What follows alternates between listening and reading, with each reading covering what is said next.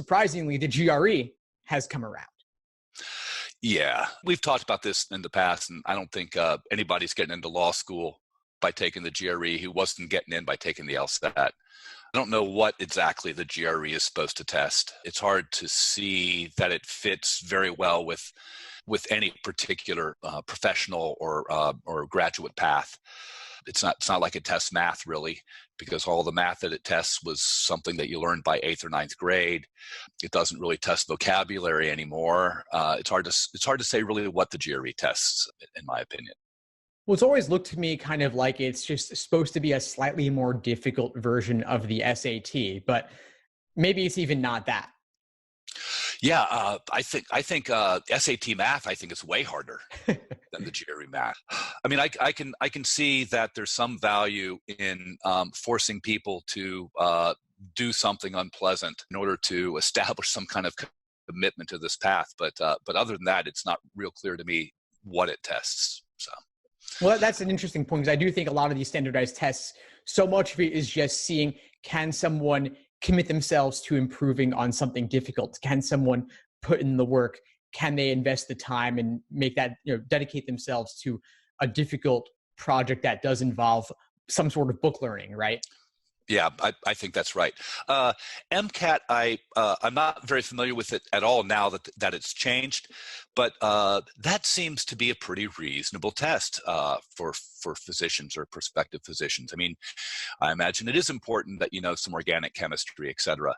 So that seems, at least to be a reasonable test. But I don't know what the GRE is supposed to be testing. So anyway.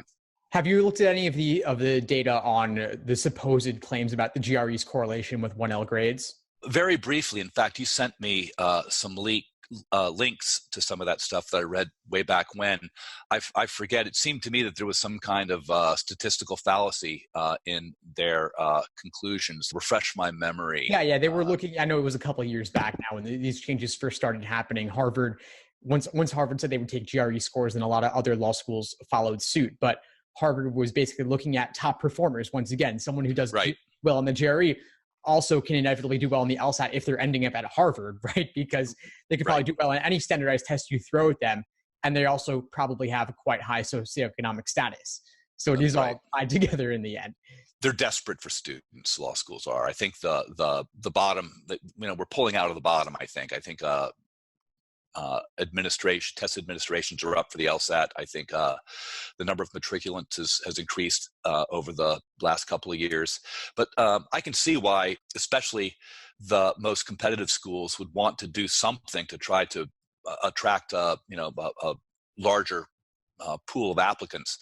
And so it would make sense for the Harvards, Michigans, Texases, or whatever to try to do this. But the beneficiary is those top tier schools, not the applicant, it seems to me. Absolutely. Yeah. Any school taking the GRE, I guess, is benefiting in some way. They're getting more applicants. And so it's kind of good for them. They're getting more people coming through the door potentially. Yeah, right. Yeah. The crisis hasn't passed. If I'm not mistaken, an accredited law school or two has closed its doors over the last year or two. So I think that the crisis is still pretty acute. For many law schools, even if the number of students has started to tick back up. People ask me, is this a good time to go to law school? And I say, well, if you want to get in, it is. If you want a job, I'm not so sure. Yeah. But if you want to get in, it definitely is. So anyway. Well, I guess law schools might have to start opening themselves up. Maybe they'll start taking the MCAT or the GMAT. Well, speaking of tests that are on their last leg, the GMAT seems to really have been taking a hit from the GRE. A lot of business programs are taking the GRE now, accepting the GRE, and I know of some programs who waive the GMAT requirement for their own students who wish to get MBAs. So GMAT enrollments have plummeted, and I think GRE is a big part of that. And GMAT's also, I think, probably harder than the GRE. It actually contains some LSAT style questions, like with the critical reasoning. I think that data sufficiency item type. Yeah, I love data sufficiency. That's a stroke of genius. Yeah, I really like that. Yeah, you can take questions that you can form a question out of concepts that a third grader can understand and make it devilishly difficult. So yeah, I think that's a good test. Yeah. Yeah, for those who aren't aware, the data sufficiency, I believe, is asking you whether you have enough information to solve a problem aside from simply just solving it straightforwardly.